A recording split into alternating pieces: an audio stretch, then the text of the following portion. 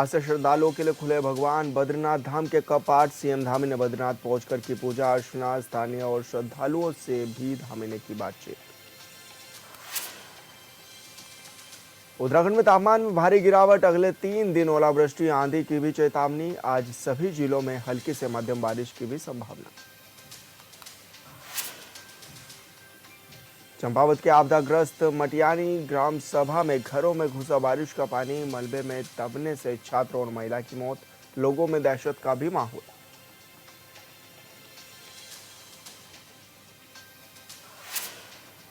नमस्कार, हूनबिल टीवी देख रहे हैं आप। मैं हूं आपके साथ विशाल कर। बड़ी खबर का रुख करेंगे। उत्तराखंड में तापमान में भारी गिरावट। अगले 3 दिन ओलावृष्टि आंधी की भी चेतावनी। आज सभी जिलों में हल्की से मध्यम बारिश की भी संभावना। तापमान में कुछ हद तक मिल सकती है राहत। देहरादून का अधिकतम तापमान 33.6 डिग्री सेल्सियस। तो बड़ी खबर आप तक पहुंचा रहे हैं, जहां पर आज सभी जिलों में हल्की से मध्यम बारिश की संभावना भी जताई गई है और तापमान में भी कुछ हद तक राहत मिल सकती है। उत्तराखंड में मौसम का मिजाज बिगड़ा हुआ है और कई जिलों में बारिश के आसार भी जताए जा रहे हैं। देहरादून का अधिकतम तापमान 33.6 डिग्री सेल्सियस तक मापा गया है। ऐसे में उत्तराखंड में तापमान में भारी गिरावट भी देखने को मिलेगी। हालांकि इसके लिए मौसम विभाग ने भी अलर्ट जारी कर दिया है।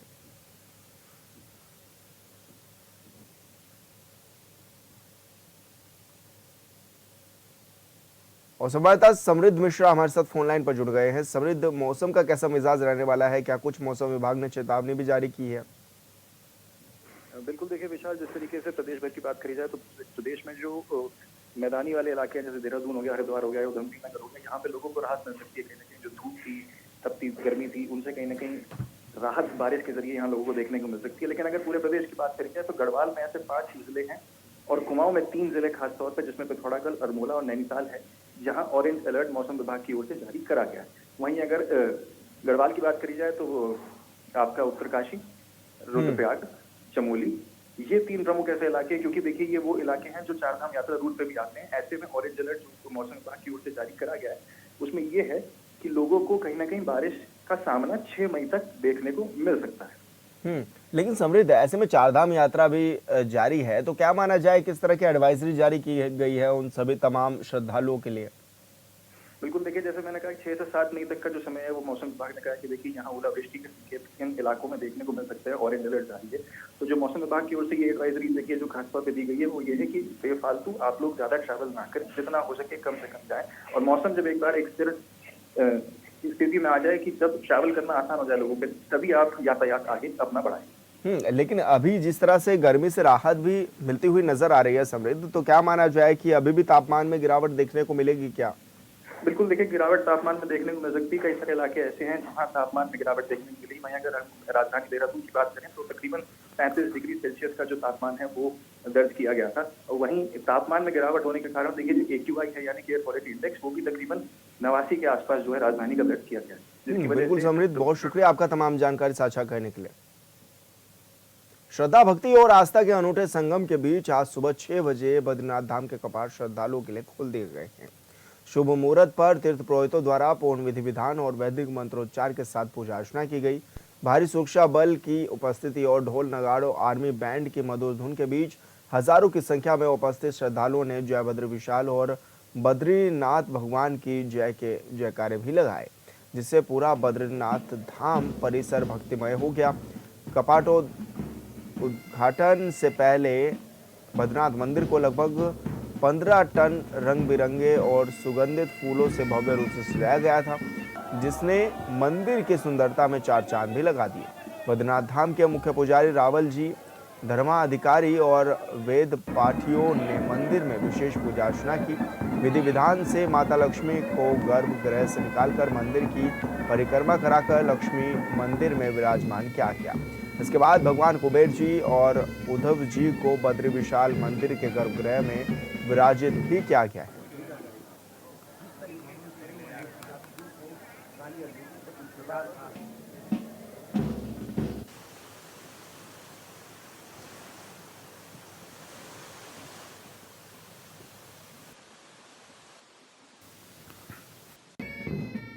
तो आपको बता दें कि बद्रीनाथ धाम के कपाट भी श्रद्धालुओं के लिए खोले गए हैं और आज बड़ी संख्या में श्रद्धालु भी पहुंचे हुए थे और जयकारों से भी मंदिर परिसर गूंजता हुआ नजर आया। वैदिक मंत्रोच्चार के साथ पूजा अर्चना भी की गई और बड़ी संख्या में पहुंचे हुए तीर्थयात्री इस पल के साक्षी भी बने, जहां बड़ी संख्या में तीर्थयात्री भी पहुंचे हुए थे और आज बद्रीनाथ धाम के कपाट भी श्रद्धालु के लिए खोल दिए गए हैं। और संवाददाता नीरज कंडारी हमारे साथ फोन लाइन पर जुड़ गए हैं। नीरज, जिस तरह से आज ये भी देखा गया कि बद्रीनाथ धाम के कपाट भी खोल दिए गए, क्या माना जाए अब चार धाम यात्रा कितनी अच्छे से अब चलती हुई नजर आएगी? जी विशाल, देखिए अक्षय तृतीया के बाद चार धाम यात्रा का आगाज हुआ है। गंगोत्री यमुनोत्री के कपाट खुलने के बाद 11 ज्योतिर्लिंग भगवान केदारनाथ के कपाट 2 मई को खुले हैं। आज वो बैकुंठ धाम बद्रीनाथ धाम के भी कपाट खुल गए हैं। वहीं अगर कपाट खुलने की प्रक्रिया की बात करें तो सुबह से ही 4 बजे से मंदिर की पूजाएं हुई हैं।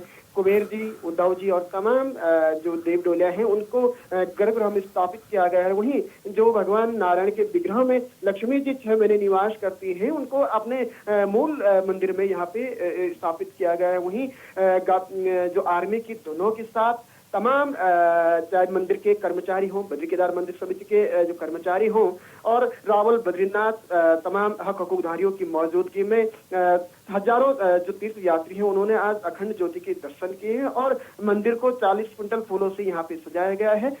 तमाम चार धाम की यात्रा का आगाज यहाँ से अब यहाँ प्रारंभ हुआ है। इसके बाद जो आने वाला समय होगा, चाहे जून की बात करें, जुलाई की बात करें, 6 महीने का जो यात्रा सीजन होगा, तो पिछली बार हमने देखा था कि लाखों की संख्या में लोग श्रद्धालु ने भगवान बद्री विशाल के दर्शन किए थे। और इस बार भी जिस तरह से शासन प्रशासन और सरकार की तैयारियां हैं, तो ऐसे में एक बार फिर से लाखों की तादाद में जो श्रद्धालु हैं वो भगवान बद्री विशाल के दर्शन करेंगे। तो ऐसे में क्या माना जाए, किस तरह की तैयारियां भी देखी जा रही हैं, प्रशासन किस तरह से तैयार है और पुलिस के क्या कुछ इंतजाम है इस दौरान यात्रा मार्ग पर? जी बिल्कुल विशाल, देखिए बद्रीनाथ धाम की बात करें तो यहाँ पे भी जैसे केदारनाथ धाम में टोकन दर्शनार्थियों के लिए टोकन की व्यवस्था की गई है, वही सिस्टम बद्रीनाथ धाम में भी है। और पुलिस की बात करें तो जो पूरी यात्रा जो रूट है यहाँ पे प्रशासन के द्वारा पुलिस को अलर्ट मोड पे रखा गया है। वहीं देखिए लगातार चार धाम की यात्रा शुरू होती है तो बरसात काल में लगातार कई जगह सड़कें टूटती हैं, कई जगह स्लाइडिंग हो जाती है। तो ऐसे में प्रशासन को अलर्ट पे रखा गया है, चाहे हमारा डीआरएफ हो, डीडीआरएफ हो, एसडीआरएफ हो, तमाम शासन प्रशासन को अलर्ट मोड पे भी रहने के निर्देश दिए गए। वहीं मौसम विज्ञान के द्वारा जो आगामी कुछ दिनों तक बारिश की संभावना व्यक्त की गई, तो ऐसे में बद्रीनाथ धाम में भी बारिश लगातार हो रही है। कल देर शाम को भी यहाँ पे बारिश हुई थी, आज सुबह भी लगातार बारिश जारी है। तो ऐसे में प्रशासन भी अलर्ट पे है। बिल्कुल नीरज, बहुत शुक्रिया आपका तमाम जानकारी साझा करने के लिए। चंपावत के लोहाघाट ब्लॉक के नेपाल सीमा से लगे आपदाग्रस्त मटियानी ग्राम सभा के नकेला तोक में शनिवार शाम को हुई मूसलाधार बारिश से सड़क से बहता हुआ पानी और मलबा लोगों के घरों में घुस गया, जिस कारण लोग दहशत में आ गए। मालूम हो पिछले साल बादल फटने से मटियानी ग्राम सभा के नकेला तोक में भारी तबाही मची हुई थी और मलबे में दबने से एक छात्र सहित महिला की भी दर्दनाक मौत हो गई थी।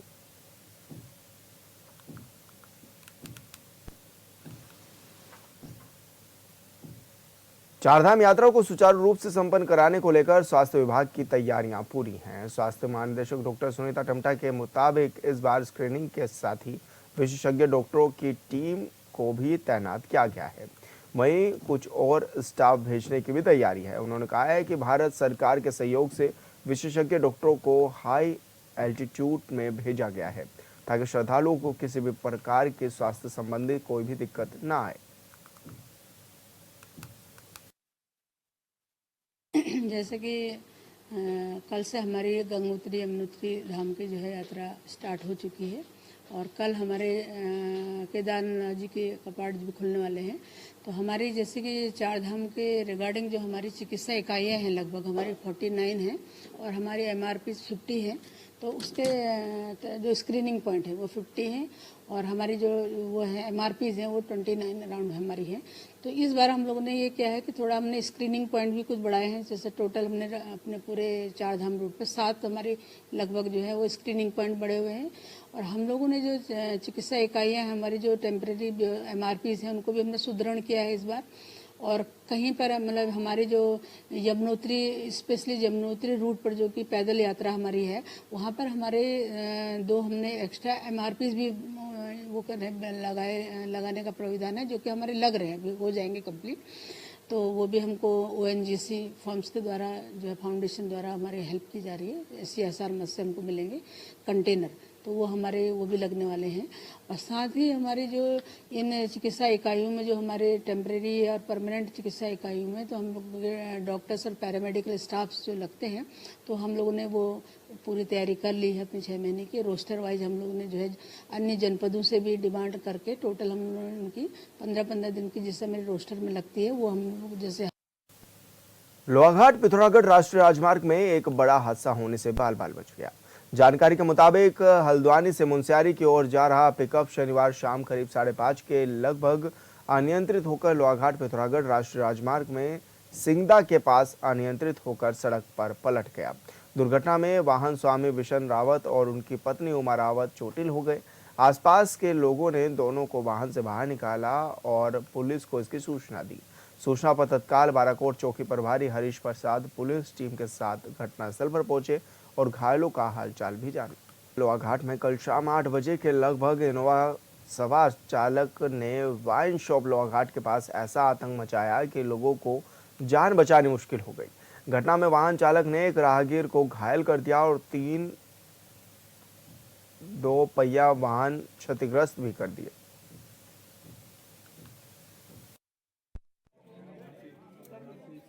गाड़ी वाला आया वहाँ पे, उसने बैक गेट से जोरदार टक्कर से वहाँ पे एक आदमी को नीचे गिरा दिया और 3 स्कूटी और बाइक को क्षतिग्रस्त कर दिया वहाँ पे।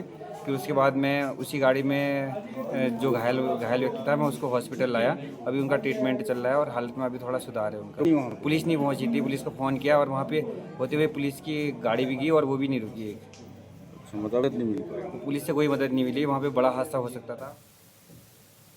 रुड़की के इब्राहिमपुर गांव में खेर के बेशकीमती पेड़ों की अवैध कटाई के मामले में बड़ा खुलासा हुआ है। आसफ नगर निवासी वन तस्कर दीपक कुमार को पुलिस ने गिरफ्तार कर जेल भेज दिया गया है, जबकि वन दरोगा को तत्काल प्रभाव सस्पेंड कर दिया गया है। मामले की जांच उप प्रभागीय वन अधिकारी रुड़की को सौंपी गई है। वहीं अधिकारियों की आशंका है कि जांच में कई और बड़े नाम भी सामने आ सकते हैं।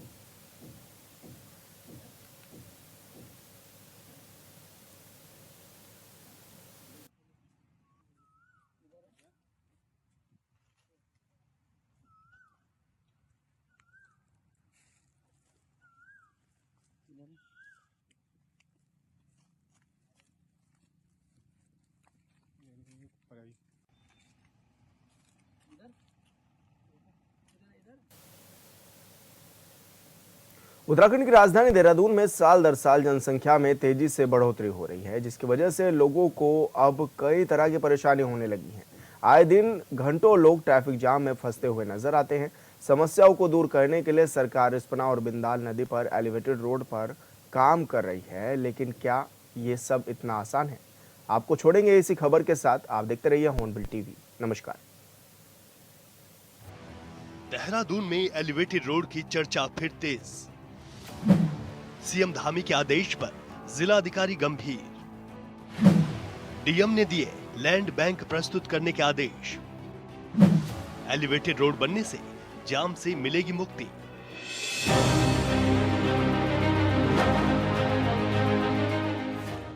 उत्तराखंड की राजधानी देहरादून में रिस्पना और बिंदाल नदी में प्रस्तावित एलिवेटेड रोड को लेकर काम तेज कर दिया गया है। राज्य के मुखिया पुष्कर सिंह धामी के आदेश पर देहरादून के जिलाधिकारी गंभीर हैं। उन्होंने संबंधित विभाग के अधिकारियों को जल्द से जल्द लैंड बैंक की जानकारी मांगी है, ताकि यह पता चल सके सरकार के पास कितनी जमीनें हैं और कितना जमीन अधिग्रहण करने की आवश्यकता पड़ेगी। देखिए, इस पर काम चल रहा है और बहुत जल्दी हमारा काम शुरू होगा। और एलिवेटेड रोड जब बनेगी तो मुझे लगता है कि शहर भर के अंदर जो ट्रैफिक की जो परेशानियां बनी रहती थी उससे निजात मिलने का काम होगा और एक बहुत सुंदर देहरादून बनेगा। रिस्पना पर 11 किलोमीटर एलिवेटेड रोड है प्रस्तावित। बिंदाल पर 15 किलोमीटर एलिवेटेड रोड है प्रस्तावित। दरअसल देहरादून में तेजी से बढ़ती गाड़ियों की संख्या में आबादी की वजह से ट्रैफिक जाम की समस्या दिन प्रतिदिन बढ़ती जा रही है। लिहाजा रिस्पना नदी पर एलिवेटेड रोड विधानसभा के पास रिस्पना पुल से शुरू होकर राजपुर रोड से सटे नागल पुल तक बनाने की तैयारी है, जिसकी लंबाई 11 किलोमीटर है। जबकि बिंदाल नदी पर एलिवेटेड रोड पटेल नगर क्षेत्र में लालपुर से शुरू होकर न्यू कैंट रोड से हाथी बड़कला जंक्शन तक बनेगी, जिसकी लंबाई 15 किलोमीटर है। क्या पैसा भी रिलीज हो गया है और बहुत जल्दी इन सारी चीज़ों के ऊपर सरकार काम करे, केंद्र की सरकार भी और राज्य की सरकार भी, तमाम कर्मचारी लगे हैं, क्योंकि बिंदाल नदी और रिस्पना पर हमारा एलिवेटेड रोड बनना है। एक 11 किलोमीटर है, एक 14 किलोमीटर है, तो मुझे लगता है कि बहुत जल्दी इसका काम भी शुरू होगा और एलिवेटेड रोड जनता को समर्पित होगी। रिस्पना एलिवेटेड कॉरिडोर में 44.6421 हेक्टेयर की आवश्यकता, सरकारी भूमि 43.5427 और निजी भूमि 1.099 हेक्टेयर। कॉरिडोर के लिए 1120 संरचनाएं हो रही प्रभावित।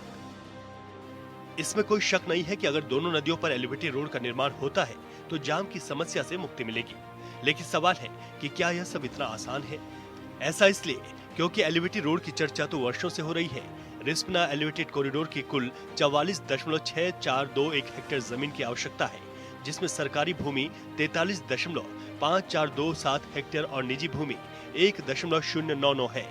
और इसमें 1120 संरचनाएं प्रभावित हो रही हैं, जिनमें स्थायी 771 और अस्थायी 349 है।